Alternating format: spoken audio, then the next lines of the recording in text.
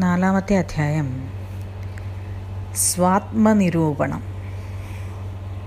സ്വാത്മം അല്ലെങ്കിൽ താൻ സ്വയം എന്ത് എന്നതിനെ ഉറപ്പിക്കൽ. സ്വാത്മനിരൂപണം. താൻ എന്ത് എന്ന് നിരൂപണം ചെയ്യുന്നു, വെളിവാക്കപ്പെടുന്നു. ഋഭു പറയുന്നു, അത്യദ്ഭുതം പ്രവക്ഷ്യാമി സർവലോകേഷു ദുർലഭം വേദശാസ്ത്രമഹാസാരം ദുർലഭം ദുർലഭം സദാ. ഏറ്റവും അത്ഭുതകരമായതും സകല ലോകങ്ങളിലും ദുർലഭമായതും വേദശാസ്ത്രങ്ങളുടെ മഹത്സാരവും ദുർലഭങ്ങളിൽ ദുർലഭവുമായതിനെ ഞാൻ പറഞ്ഞു തരാം. ബ്രഹ്മജ്ഞാനം അഥവാ സ്വാത്മജ്ഞാനം, തന്നെക്കുറിച്ച് തന്നെയുള്ള അറിവ് ഏറ്റവും സുലഭമായിരിക്കുമ്പോൾ തന്നെ അത് ഏറ്റവും ദുർലഭവുമാണ്. മനസ്സിലാക്കാൻ ഏറ്റവും പ്രയാസമുള്ളത് അതാണ്. എന്നാൽ അറിഞ്ഞാൽ ഏറ്റവും സുലഭമായി തോന്നുന്നതും അതാണ്.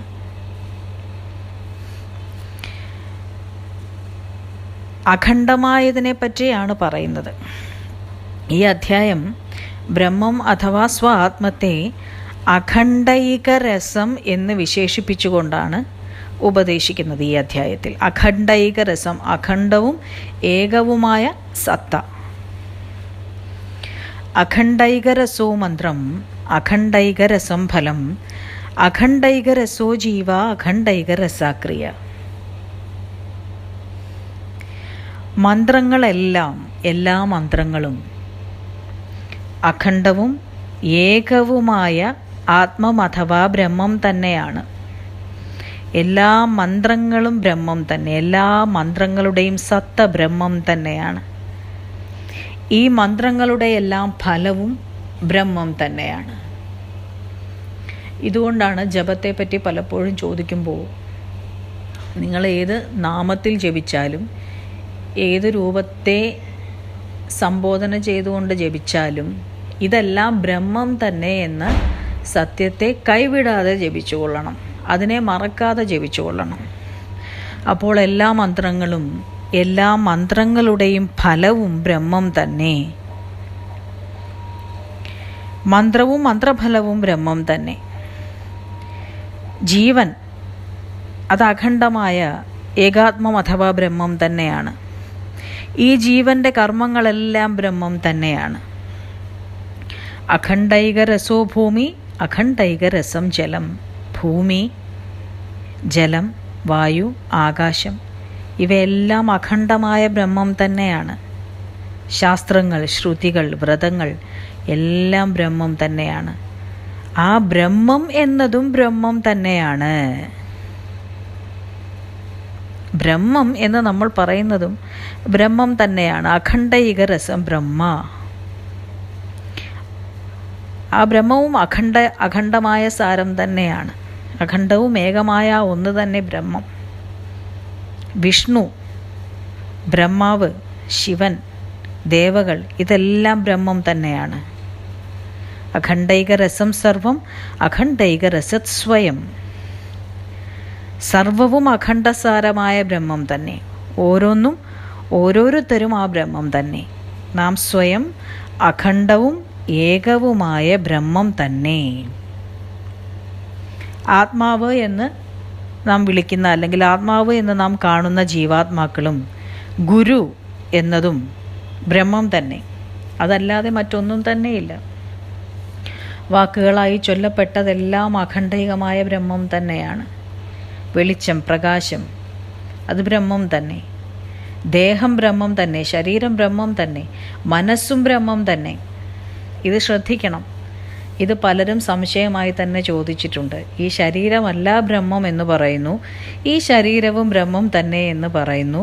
അത് പരസ്പര വിരുദ്ധമായ ഒരു പ്രഖ്യാപനമല്ലേ എന്ന്. അല്ല, ഈ ശരീരമല്ല ബ്രഹ്മം എന്ന് പറയുന്നത് ഒരു പ്രത്യേക രൂപവും ബ്രഹ്മമല്ല എന്നതാണ്. ഒരു രൂപങ്ങളെയും ചൂണ്ടിക്കാട്ടിക്കൊണ്ട് ഇത് ബ്രഹ്മമാണ് എന്ന് പറയാൻ കഴിയാത്ത അഖണ്ഡവും ആദിമധ്യാന്തരഹിതവും അളവും അതിരുമില്ലാത്തതാണ് ബ്രഹ്മം. അതുകൊണ്ട് തന്നെ ഒരു രൂപങ്ങളും ബ്രഹ്മമല്ല. എന്നാൽ ഈ ശരീരവും ബ്രഹ്മം തന്നെ. എങ്ങനെ? ഈ കാണുന്ന പ്രപഞ്ചവും അതിലെ സകല രൂപങ്ങളും അഥവാ ശരീരങ്ങളും ബ്രഹ്മത്താൽ പ്രകാശിക്കുന്നു. എല്ലാം ബ്രഹ്മബോധത്തിൽ ഉദിച്ചിരിക്കുന്നതിനാൽ, ബ്രഹ്മത്തിൻ്റെ ഊർജത്താൽ പ്രകാശിക്കുന്നതിനാൽ അതെല്ലാം ബ്രഹ്മം തന്നെ. ഒരു രൂപങ്ങളോടും ബദ്ധമല്ലാത്തതിനാൽ അതല്ല എന്ന് പറയുന്നു. എന്നാൽ എല്ലാ രൂപങ്ങളും ഇതിനോട് ബന്ധിക്കപ്പെട്ടിട്ടുള്ളതിനാൽ അതാണെന്നും പറയുന്നു. ബ്രഹ്മത്തിൽ ചരിക്കുന്നതെല്ലാം ബ്രഹ്മം തന്നെയാണ്. അതുകൊണ്ട് ശരീരവും മനസ്സും ബ്രഹ്മം തന്നെ എന്ന് പറയാം. ഈ ശരീരവും മനസ്സും എല്ലാം മായാകൃതമായിരിക്കുന്നു. ഈ മായയും ബ്രഹ്മം തന്നെയാണ്. അങ്ങനെ ഓരോ അണുവിനെയും നമുക്ക് ബ്രഹ്മമായി തന്നെ കാണാവുന്നതാണ്. ബ്രഹ്മമല്ലാതെ മറ്റൊന്നും തന്നെ ഒട്ടും തന്നെ ഒരല്പം പോലും ഇല്ലാത്തതാണ് എന്ന് ഉറപ്പിച്ചു കൊള്ളുക. ചിത്തം അഥവാ ചിന്ത അത് ബ്രഹ്മമാണ്. സുഖങ്ങളെല്ലാം ബ്രഹ്മമാണ്. എല്ലാ വിദ്യകളും ബ്രഹ്മമാണ്. അത് നാശമില്ലാത്ത, മാറ്റമില്ലാത്ത, അഖണ്ഡവും ഏകവുമായ ബ്രഹ്മം മാത്രമാണ്. അഖണ്ഡൈകരസം നിത്യം അഖണ്ഡൈകരസം പരഃ അഖണ്ഡൈകരസാത് കിഞ്ചിത് അഖണ്ഡൈകരസാദഹം. സദാ ഉള്ളത്, നിത്യമായത് ആ അഖണ്ഡൈകരസമാണ്, ബ്രഹ്മമാണ്. ഏറ്റവും ശ്രേഷ്ഠമായത് ബ്രഹ്മമാണ്. ഏറ്റവും ചെറുതായതും ഏറ്റവും നിസ്സാരമായതും അതും ബ്രഹ്മം തന്നെ.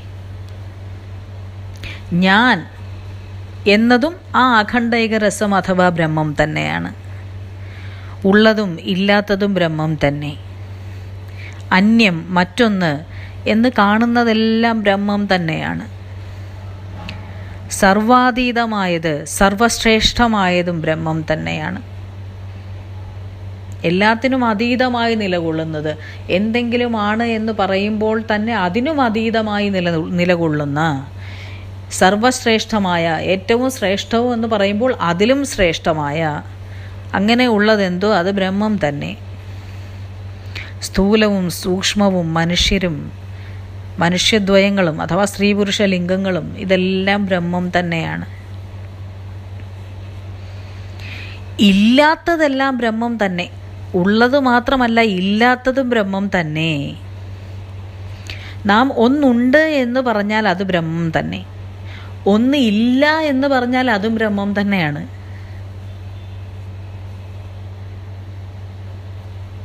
ശക്തി അഥവാ ബലം അത് ബ്രഹ്മമാണ്. വിഷ്ണു അഥവാ വ്യാപിച്ചിരിക്കുന്നത് അത് ബ്രഹ്മമാണ്. അണു അഥവാ ഏറ്റവും ചെറുത്, സൂക്ഷ്മമായത് അതും ബ്രഹ്മമാണ്. ബ്രഹ്മത്തിൽ നിന്ന് തന്നെ നീ എന്നത് ഉളവായിരിക്കുന്നു. നീ എന്നത് പറയുന്നതും ബ്രഹ്മത്തിൽ തന്നെയാണ്, അതും ബ്രഹ്മം തന്നെയാണ്. ഉള്ളത് ബ്രഹ്മം മാത്രമാണ്. ഇത് എന്നതും ബ്രഹ്മം തന്നെ. ഭക്തർ ബ്രഹ്മമാണ്. പതി അഥവാ ഭഗവാൻ ബ്രഹ്മമാണ്. മാതാവ് ബ്രഹ്മമാണ്. വിരാട്, എങ്ങും നിറഞ്ഞു നിൽക്കുന്ന ചൈതന്യം, അത് ബ്രഹ്മമാണ്. ഉടലും ശിരസും മൂക്കും ബാഹ്യമായി കാണപ്പെടുന്നതെല്ലാം ബ്രഹ്മമാണ്. പരിപൂർണ ബ്രഹ്മം അഥവാ അഖണ്ഡൈകരസം പരിപൂർണമാണ്. അത് അമൃതമാണ്, ജനിമൃതികളില്ലാത്തതാണ്. ചെവി അഥവാ കേൾവി, ഗൃഹം അഥവാ വാസസ്ഥാനം, ശരീരം അത് ബ്രഹ്മമാണ്. അഖണ്ഡൈകരസം ഗോപ്യം അഖണ്ഡൈകരസം ശിവ അഖണ്ഡൈകരസം നാമ അഖണ്ഡൈകരസോ രവിഹി. ഏറ്റവും ഗോപ്യമായത്, ഏറ്റവും രഹസ്യമായത് ബ്രഹ്മമാണ്. ഏറ്റവും വലിയ രഹസ്യം ബ്രഹ്മമാണ്. ശിവനും ശിവനാമങ്ങളും സൂര്യനും എല്ലാം ബ്രഹ്മം തന്നെ. ചന്ദ്രൻ, ഗുരു, സാക്ഷി, സുഹൃത്ത് ഇതെല്ലാം ബ്രഹ്മം തന്നെ. ബന്ധു, ഞാൻ, രാജാവ്, രാജ്യം ഇതെല്ലാം ബ്രഹ്മം തന്നെ. ഐശ്വര്യം, പ്രഭുത്വം, മന്ത്രം, ജപം, ധ്യാനം, അവസ്ഥ, അറിവ്, മഹത്തുക്കൾ, ജ്യോതിസ്, ഭോഗങ്ങൾ, ഹവിസ് ഇതെല്ലാം ബ്രഹ്മം തന്നെ. ഇങ്ങനെ എന്താണോ അല്പമെങ്കിലും ഉള്ളതായോ ഇല്ലാത്തതായോ കാണപ്പെടുന്നത് അതെല്ലാം ബ്രഹ്മം തന്നെ. ഉള്ളതായി കാണപ്പെടുന്നതും ഇല്ലാത്തതായി തോന്നുന്നതും എല്ലാം ബ്രഹ്മം തന്നെ. ഇതാണ് സാധകൻ ആവർത്തിക്കേണ്ടത്. ബ്രഹ്മത്തിൽ നിന്നും വേറിട്ടതായി ഒന്നും തന്നെയില്ല. ദുർലഭം ദുർലഭം ലോകേ സർവലോകേഷു ദുർലഭം അഹമസ്മി പരം ചാസ്മി പ്രഭാസി പ്രഭവോസ്മ്യഹം. ഈ ലോകത്തിലും സകല ലോകങ്ങളിലും ദുർലഭങ്ങളിൽ ദുർലഭമായത് ഞാൻ തന്നെ, ബ്രഹ്മം തന്നെ. ലഭിക്കാൻ ഏറ്റവും പ്രയാസമായത് ബ്രഹ്മം തന്നെ.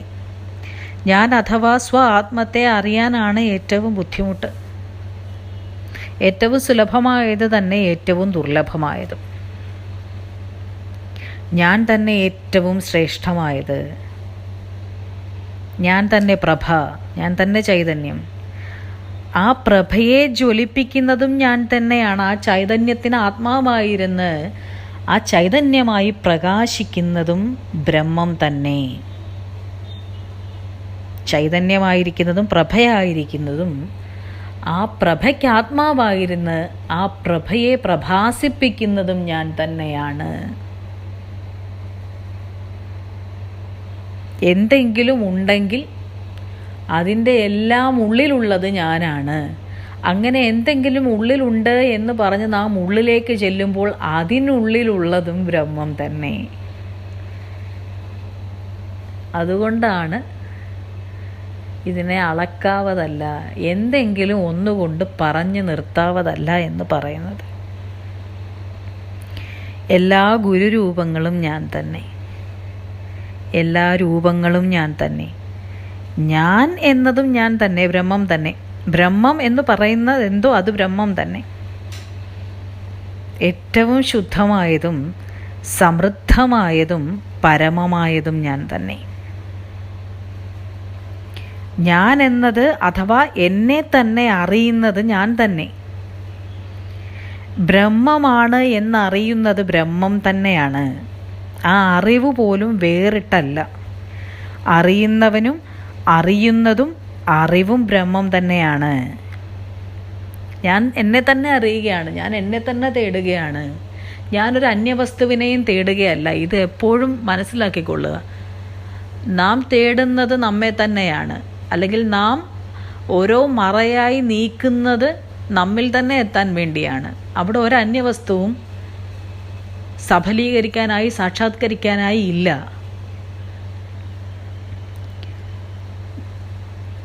ബ്രഹ്മമാണ് എന്നറിയുന്നത് ബ്രഹ്മം തന്നെയാണ്. അറിയുന്നവനും അറിയുന്നതും അറിവും എല്ലാം ഒന്ന് തന്നെയാണ്. ഞാൻ ശുദ്ധമാണ്, ദുഃഖഹീനമാണ്, എനിക്കൊരു ദുഃഖങ്ങളുമില്ല, എനിക്കൊരു ഒരല്പം പോലും അശുദ്ധിയില്ല, ഒന്നും എന്നിൽ കലർന്നിട്ടില്ല. ഞാൻ ചൈതന്യമാണ്, ഞാൻ സകലതിലും സമമായിരിക്കുന്നു. ഞാൻ സകലതിലും സമമായി ഒരുപോലെ തന്നെ വ്യാപിച്ചിരിക്കുകയാണ്. കൂടുതലും കുറവും എന്നൊന്നും പറയാൻ കഴിയുകയില്ല.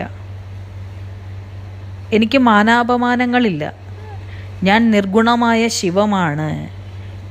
ദ്വൈതം അദ്വൈതം ഉണ്ട് ഇല്ല, ഭാഷ ഇങ്ങനെയുള്ളതൊന്നും എനിക്കില്ല. ശൂന്യമായും ശൂന്യമല്ലാത്തതായും ഭാസിക്കുന്നത് ഞാൻ തന്നെ. അതായത് ഒഴിഞ്ഞിരിക്കുന്നതും നിറഞ്ഞിരിക്കുന്നതും ഞാൻ തന്നെയാണ്. ശൂന്യമാണ്, ഒഴിഞ്ഞിരിക്കുന്നു എന്ന് പറഞ്ഞാൽ അത് ഞാൻ തന്നെയാണ്. സർവവ്യാപിത്വം നിറഞ്ഞിരിക്കുന്നു എന്ന് പറഞ്ഞാൽ അതും ഞാൻ തന്നെയാണ്. ചൈതന്യം അഥവാ തേജസ് ഞാൻ തന്നെയാണ്. മനസ്സ് ഞാൻ തന്നെയാണ്. എനിക്ക് തുല്യമെന്നതും അതുല്യമെന്നതുമില്ല. ചെറുത് അല്ലെങ്കിൽ വലുത് എന്നതുമില്ല. ഞാൻ ഒന്നിലുമില്ലാത്തതാണ്, ബദ്ധമല്ലാത്തതാണ്. സദാ സാത്വികമാണ് ഞാൻ. ഞാൻ നിർമ്മലമാണ്, സദാ സാത്വികമായിരിക്കുകയാണ്. സത് മാത്രമേ ഉള്ളൂ. ഞാൻ അഥവാ ബ്രഹ്മം സദാ ഞാൻ അഥവാ ബ്രഹ്മം തന്നെ ആയിരിക്കുന്നു. ബ്രഹ്മം സദാ ബ്രഹ്മമായി തന്നെ ഇരിക്കുന്നു. സദസദ്ഭേദഹീനോസ്മി സങ്കല്പരഹിതോസ്മ്യഹം. നല്ലത് ചീത്ത എന്ന ഭേദം എനിക്കില്ല. ഞാൻ സങ്കല്പരഹിതമാണ്. ഒരു കൽപ്പനകളും എനിക്കില്ല. ഒരു കൽപ്പനയും ഞാനല്ല. അനേകം ജീവാത്മാക്കളുണ്ട് എന്നതൊന്നും എനിക്കില്ല. ജീവാത്മാവ് പരമാത്മാവ് എന്ന ഭാവചിന്തയൊന്നും എനിക്കില്ല. അല്പമാത്രം പോലും ഇല്ലാത്തതെന്തോ അതാണ് ഞാൻ. എനിക്കൊരാധാരവുമില്ല. ആധാരരഹിതോസ്മ്യഹം. ഞാൻ ഒന്നിനെയും ആധാരമാക്കിയിട്ടില്ല. എന്നെ ഒന്നും തന്നെ നിലനിർത്തുന്നില്ല. ബന്ധം, മോക്ഷം അവയും എനിക്കില്ല. ഞാൻ കേവലം ശുദ്ധ ബ്രഹ്മമാണ്.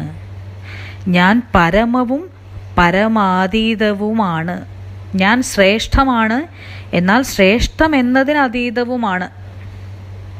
ശ്രേഷ്ഠമെന്ന് പറയുമ്പോൾ അതൊരളവായി. അങ്ങനെ അളക്കാവതല്ല ബ്രഹ്മം. ശ്രേഷ്ഠം എന്ന വാക്ക് കൊണ്ട് വെളിവാക്കാൻ ശ്രമിക്കുമ്പോഴും അത് ശ്രേഷ്ഠാതീതവുമായിരിക്കുന്നു. വിചാരവും നിർവിചാരവും ഞാനാണ്. അന്വേഷിക്കുന്നവനും അന്വേഷിക്കാത്തവനും ഞാൻ തന്നെയാണ്. അകാരവും ഉകാരവും ഞാൻ തന്നെ. ഞാൻ ധ്യാനമോ ധ്യാനവിഹീനമോ അല്ല. ധ്യാനത്തിലോ ധ്യാനിക്കാത്ത നിലയിലോ ഞാനില്ല. ധ്യാനിക്കപ്പെടുന്നതും ഞാനല്ല. എന്തിനെ ധ്യാനിക്കുന്നോ അതൊന്നും ഞാനല്ല. ബ്രഹ്മത്തെ ധ്യാനിക്കുക സാധ്യമല്ല. ബ്രഹ്മമായിരിക്കുക എന്നതാണ് സാധ്യം. ബ്രഹ്മത്തെ ധ്യാനിക്കാൻ സാധ്യമല്ല. സാധ്യമാണ് ബ്രഹ്മത്തെ ധ്യാനിക്കുക എന്നത്. ബ്രഹ്മമായിരിക്കുക എന്നതാണ് സാധ്യമായത്. ഞാൻ പൂർണ്ണത്തിനും പരിപൂർണമാണ്. പൂർണ്ണത്വവും സർവപൂർണത്വവും ഞാൻ തന്നെയാണ്. മാതൃമാനവിഹീനോസ്മി മേയഹീനോസ്മി സ്വസ്മ്യഹം. ഞാൻ അളവറ്റതാണ്. ഒന്നുകൊണ്ടും അളക്കാവതല്ല. അളവുകളുള്ളതൊന്നും ഞാനല്ല. കണ്ണില്ലാത്തതും കാണുന്നതും ഞാൻ തന്നെയാണ്. ഞാൻ എല്ലാം കാണുന്നു, എന്നാൽ കണ്ണുകളോ മറ്റിന്ദ്രിയങ്ങളോ എനിക്കില്ല. പ്രവൃദ്ധോസ്മി പ്രബുദ്ധോസ്മി പ്രസന്നോസ്മി പരോസ്മ്യഹം. ഞാൻ പരിപൂർണമായ വികാസമാണ്. ഇനി വികസിക്കാൻ ഇടമില്ലാത്ത വിധം വികസിച്ച പൂർണ്ണ വികാസ വസ്തുവാണ് ബ്രഹ്മം. ഇനി വികസിക്കാൻ ഇടമില്ലാത്ത വിധം. ബ്രഹ്മമില്ലാത്ത ഒരിടവുമില്ല. അങ്ങനെ വികസിച്ച പൂർണ്ണ വികാസം, ആ പൂർണ്ണ വികാസ വസ്തുവാണ് ബ്രഹ്മം. ഞാൻ പൂർണ്ണബുദ്ധമാണ്. പൂർണ്ണബുദ്ധമാണ് ഞാൻ. എനിക്കിനി വേറെ എൻലൈറ്റൻഡ് ആവണം അല്ലെങ്കിൽ എൻലൈറ്റൻമെൻറ്റ് എന്നുള്ളതില്ല. ഞാൻ ഫുള്ളി എൻലൈറ്റൻഡ് ആണ്. ഞാൻ സമ്പൂർണ്ണമായിട്ടും ബുദ്ധമാണ്. ഞാൻ സദാ പ്രസന്നമാണ്. ഞാൻ പരമാണ്. ഞാൻ ഇന്ദ്രിയഹീനമാണ്. സർവവേദോപനിഷത്തുകളുടെയും പരിപൂർണത ഞാനാണ്, ബ്രഹ്മമാണ്. സർവവേദോപനിഷത്തുകളുടെയും സാരം, അതിൻ്റെ ആത്മാവ്, അതിൻ്റെ പരിപൂർണത, തൃപ്തി, അത് ഞാനാണ്, ബ്രഹ്മമാണ്. ഞാൻ സദാ ആനന്ദമാണ്, എന്നാൽ ആനന്ദരഹിതമായിരിക്കുന്നതും ഞാൻ തന്നെയാണ്. മൗനത്തിൻ്റെ, നിശബ്ദതയുടെ ഫലം, അതിൻ്റെ ആത്മാവ് ഞാൻ തന്നെയാണ്. എനിക്ക് ഹിതവും അഹിതവുമില്ല. ഞാൻ കേവലം ചിന്മാത്രമായിരിക്കുന്നു. ഹൃദയഗ്രന്ഥിഹീനോസ്മി ഹൃദയാത് വ്യാപകോസ്മ്യഹം. ഷഡ്വികാരഹീനോസ്മി ഷഡ്കോശരഹിതോസ്മ്യഹം. എനിക്ക് ഹൃദയഗ്രന്ഥിയില്ല. ഹൃദയഗ്രന്ഥി, ബ്രഹ്മഗ്രന്ഥി, ഇത്തരം കൽപ്പനകളൊന്നും എനിക്കില്ല. എന്നാൽ സകലതിൻ്റെയും ഹൃദയത്തിൽ ഞാൻ വ്യാപിച്ചിരിക്കുന്നു. അസ്ഥി ജായതേ വർദ്ധതേ വിപരിണാമിതേ അങ്ങനെയൊക്കെ പറയുമല്ലോ നമ്മൾ. ഷഡ്വികാരങ്ങൾ, നിലനിൽപ്പ്, ജനനം, വളർച്ച, മാറ്റം, അഴുകൽ, മരണം, ഇങ്ങനെയുള്ള ശരീരബദ്ധമായ ഷഡ്വികാരങ്ങളൊന്നും എനിക്കില്ല. ഷഡ്കോശങ്ങളും എനിക്കില്ല. ആത്മാവ് എന്നതും അതിനെ ചുറ്റിപ്പറ്റിയുള്ള 5 ശരീരകോശങ്ങളും അതും എനിക്കില്ല. ഞാൻ ഷഡ്രിപുക്കളിൽ നിന്നും മുക്തമാണ്, 8 വിധ ശത്രുക്കളിൽ നിന്നും മുക്തമാണ്. കാമം, ക്രോധം, ലോഭം, മോഹം, മതം, മാത്സര്യം തുടങ്ങിയ 6 വിധ ശത്രുക്കളിൽ നിന്നും ഞാൻ മുക്തമാണ്. ഈ 6 വികാരങ്ങളും നമുക്ക് ശത്രുക്കളാണ്, ഒഴിവാക്കേണ്ടവയാണ്. ഇവയൊന്നും ബ്രഹ്മത്തിനില്ല. എനിക്ക് ദേശകാലങ്ങളുമില്ല. ദിഗംബരമുഖോസ്മ്യഹം, ഞാൻ ദിക്കുകളെ അണിഞ്ഞിരിക്കുന്നു. ദിഗംബരമുഖം എന്നാൽ മുഖമില്ലാത്തത് എന്നാണ് അർത്ഥം. ദിഗംബരമുഖം, ബ്രഹ്മത്തിൻ്റെ മുഖം അടയാളപ്പെടുത്താനോ ചൂണ്ടിക്കാട്ടാനോ വരച്ചിടാനോ ഒന്നും സാധ്യമല്ല. സർവദാ സ്മരരൂപോസ്മി ശാന്തോസ്മി സുഹിതോസ്മ്യഹം. സദാ സ്മരണീയമായതെന്തോ അത് ഞാനാണ്. സദാ സ്മരിക്കേണ്ടത് എന്നെയാണ്. സദാ സ്മരിക്കേണ്ടത് സ്വ ആത്മത്തെ തന്നെയാണ്. താൻ എന്താണോ അത് തന്നെയാണ് സദാ സ്മരിക്കേണ്ടത്. അത് വിസ്മൃതമായതുകൊണ്ടാണ് നമുക്ക് ദ്വൈതമുളവായത്. അപ്പോൾ അത് എന്താണോ ഉണ്മ അതിനെ തന്നെ സദാ സ്മരിക്കുക. അങ്ങനെ സദാ സ്മരണീയമായതെന്തോ അത് ബ്രഹ്മം മാത്രമാണ്. ഞാൻ സദാ ശാന്തമാണ്, നിത്യതൃപ്തമാണ്. ഞാൻ എൻ്റെ സ്വാനുഭവത്തെ വർണ്ണിക്കുന്ന ഈ അധ്യായം മഹത്തരമാകുന്നു എന്നാണ് പറയുന്നത്. ഞാൻ എൻ്റെ തന്നെ സ്വാനുഭവത്തെ വർണ്ണിക്കുകയാണ് ഇവിടെ. ഞാൻ എന്നെ തന്നെ വർണ്ണിക്കുകയാണ്. അങ്ങനെയുള്ള മഹത്തരമായൊരു അധ്യായമാണിത്. പിണ്ടാണ്ട സംഭവ ജഗദ്ഗത ഖണ്ഡനോദ്യത് വേദണ്ഡ ശുണ്ഡ നിഭവീപര ബാഹുദണ്ഡ. ബ്രഹ്മ കപാലമേന്തി മഹാമേരുവെ വില്ലാക്കി, ഗരുഡവാഹനനായ വിഷ്ണുവെ അമ്പാക്കി, ആനയുടെ തുമ്പിക്കൈയൊത്ത കരങ്ങളാൽ ലോകനിഗ്രഹം ചെയ്യുന്ന മഹാപ്രഭോ, അങ്ങയുടെ അഖണ്ഡ രൂപത്തെ ഞാൻ ഭജിക്കട്ടെ. പ്രപഞ്ചാത്മവും അദ്വൈതവും പ്രകാശസ്വരൂപവും അരൂപിയും അനന്തവുമായ ഗിരിജാപതിയിൽ ആരുടെ മനസ്സുറച്ചിരിക്കുന്നോ അവർ ആത്മജ്ഞാനത്തെ അടയുന്നു. ആരാണോ ഭേദബുദ്ധി ചിന്തിച്ചും അഭ്യസിച്ചും ലോകത്തിൽ അലയുന്നത് അവർ സദാ ദുഃഖികളായി ഭവിക്കുന്നു. അതിനാൽ എല്ലാവരും സകലത്തിലും ബ്രഹ്മത്തെ ദർശിച്ച് താൻ സ്വയം ബ്രഹ്മം തന്നെ എന്നത് ആവർത്തിച്ചുറപ്പിച്ച് മായാമുക്തരായി സംസാര സാഗരത്തെ കടക്കുവിൻ. ഓം തത്സത്.